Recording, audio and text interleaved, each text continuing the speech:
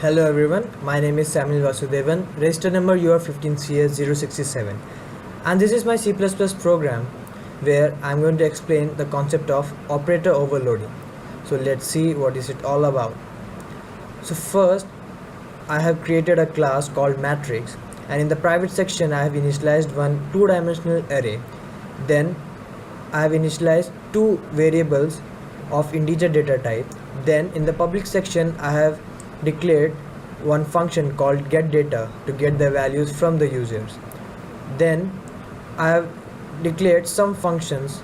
So first is operator is equal to, then in the argument section matrix, then matrix operator plus, in the argument section matrix, then matrix operator minus, the argument section matrix.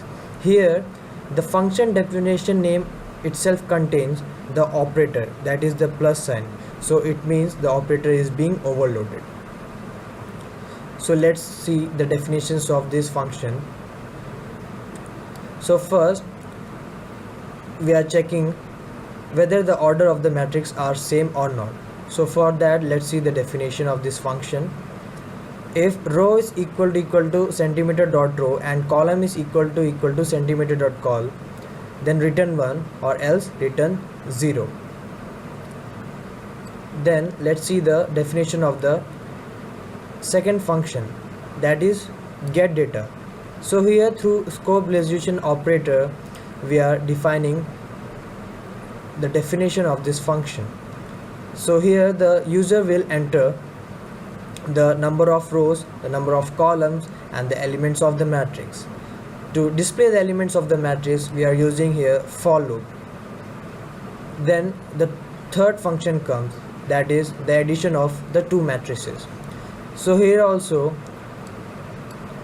we are taking one variable of matrix data type, that is the class, and we are using two for loops.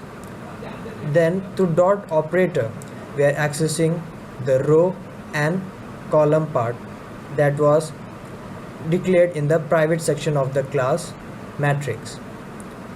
Then return 10. Then the third functions come, that is for the subtraction of the two matrices. Then again we are taking one variable called temp of matrix data type. Then two for loops have been used here.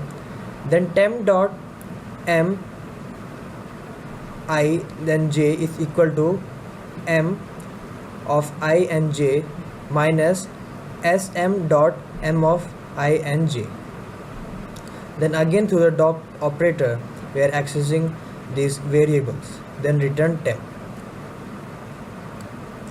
Then to display all the contents of the matrix, let's see this function. Here we have used two for loops. Then f out d dot m I and j, that is we are accessing the array here. Then cout handle return f out. Then in the main function I have declared four objects of the matrix class. So m1 dot get data, here we are accessing the getData function from the m1 object. Then m2 dot getData, here also we are accessing the getData function through the second object.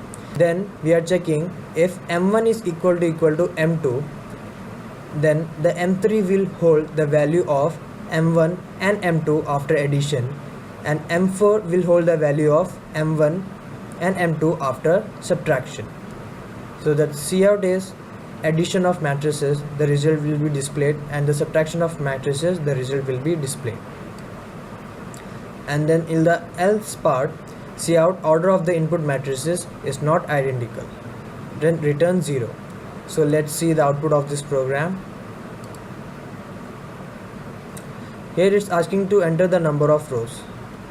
So let's enter 2, number of columns 2, enter the elements of the matrix, let's say 1, 2, 3 and 4, enter the number of rows second, enter the number of columns 2, enter the elements of the matrix 4, 5, 6, 7. So the addition of the matrices is this and the subtraction of the matrices is this. Hope you understood the concept of operator overloading. Thank you for watching my video.